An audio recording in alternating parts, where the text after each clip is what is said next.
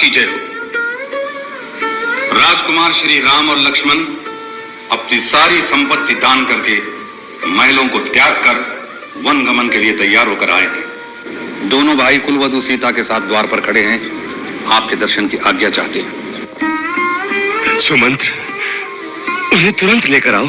जो आज्ञा महाराज।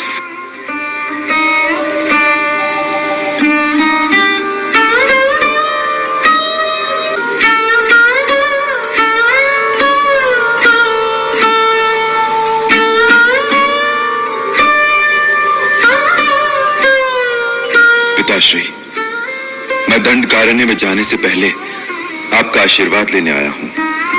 मेरे साथ लक्ष्मण और सीता को भी वन जाने की आज्ञा दीजिए। क्या?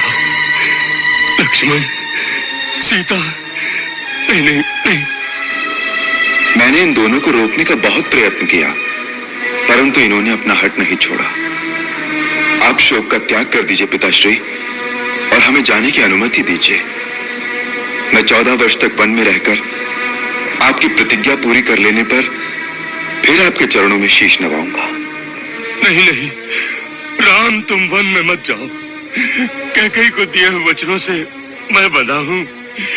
तुम नहीं, तुम वीर हो, इसलिए धर्म पूर्वक दिए गए इस राज्य को मेरा विरोध करके छीन क्यों नहीं लेते? पिताश्री, मैं जानता था आप यही कहेंगे। मैं आपकी महानता को जानता हूं।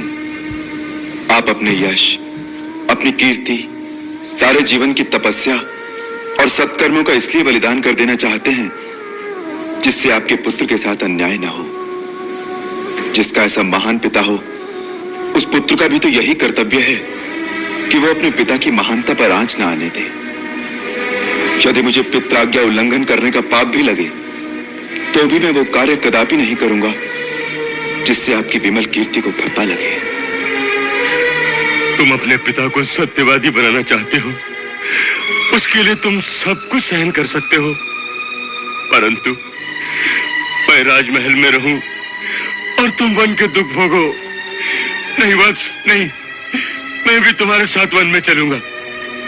पिताश्री, आप ही ने तो कहा था कि राजा प्रजा की धरोहर होता है, इसलिए पुत्र मोह में अपनी प्रजा को निसहाय छोड़कर आप कैसे जा सकते हैं? आप मेरे दुख की चिंता न कीजिए।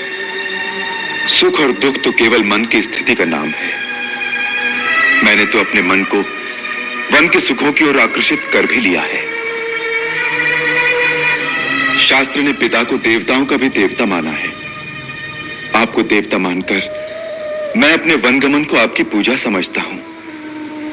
मुझे वनगमन की आज्ञा दीजिए, जिससे मैं समझूं कि आपने मेरी पूजा स्वीकार की।